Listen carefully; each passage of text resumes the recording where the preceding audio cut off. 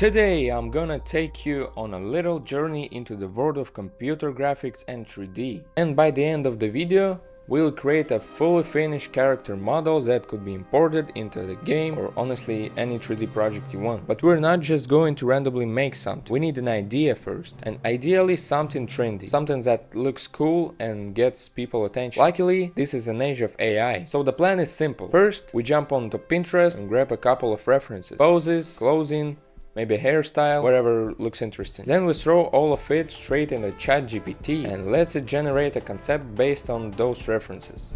And just look at that, we got a character idea to work with. Now it's finally time to open the star of today's video, Blender.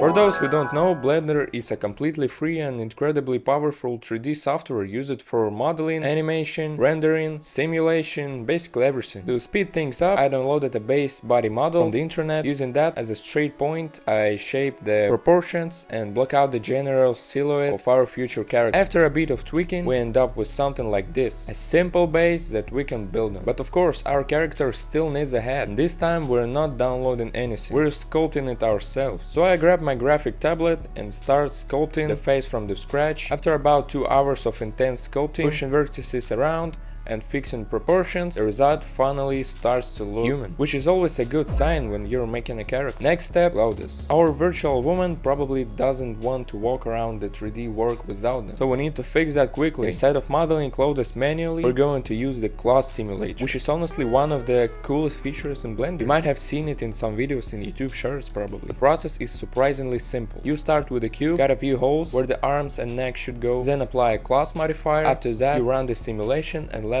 physics do the work. And just like that, the fabric naturally drapes over the body and creates realistic folds. Pretty satisfying. Now let's talk about the shoes. At this point in the project, I'll be honest with you, I got lazy. So instead of modeling the shoes from scratch, I used the shortcut. I downloaded a 3D scan of real shoes and simply attached it to the feet, and honestly it looks perfect. But here's the fun part. If you happen to own a newer iPhone, the ones with the mysterious little black sensor on the back, you can actually scan real objects around you using LiDAR and turn them into 3D models, which means you can literally scan something in the real world and drop it directly into the Blender. Technology is wild actually. Anyway, at this point our character looked like this.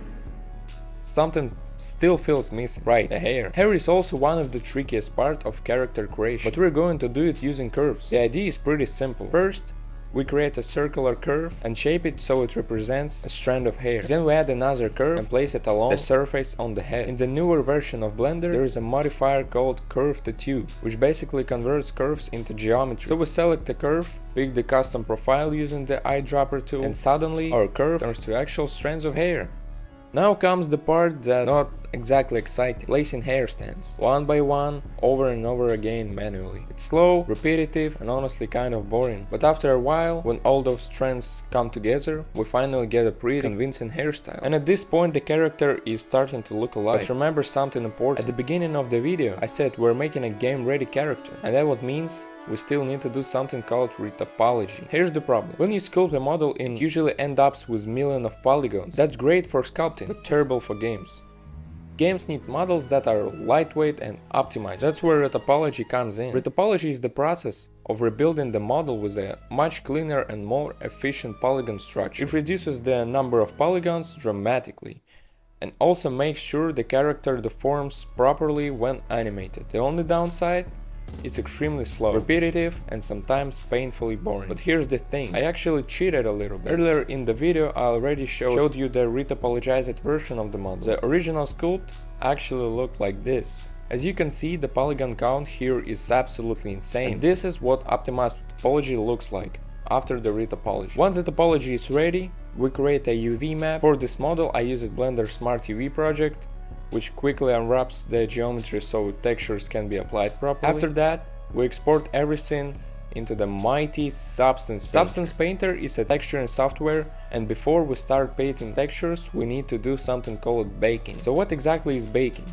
Let me explain it in a simple way. We have two models, the high poly model, which contains all of the fine details, and the low poly model, which has far fewer polygons. During the baking, the software transfers all the visual detail from the heavy high poly model into a set of texture maps. One of the most important maps is the normal map. A normal map is basically an image where colors represent tiny surface detail in depth information. When the map is applied to the low poly model, it creates the illusion of complex geometry. So even though the model has far fewer polygons, it still looks almost identical to the high poly version, and that's the magic that makes modern game graphics possible. Once baking is finished, we can finally start texturing. Inside Substance Painter, the workflow is very similar to Photoshop. Every scene works with layers. We start with a base color for the clothing, then we add a black mask, right click on it, and choose a generator, for example the dirt generator. Instantly we get this nice worn out effect. By stacking different layers, generators, and masks, we slowly build up realistic textures. The process can take a while, but compared to retopology, it's actually pretty relaxing.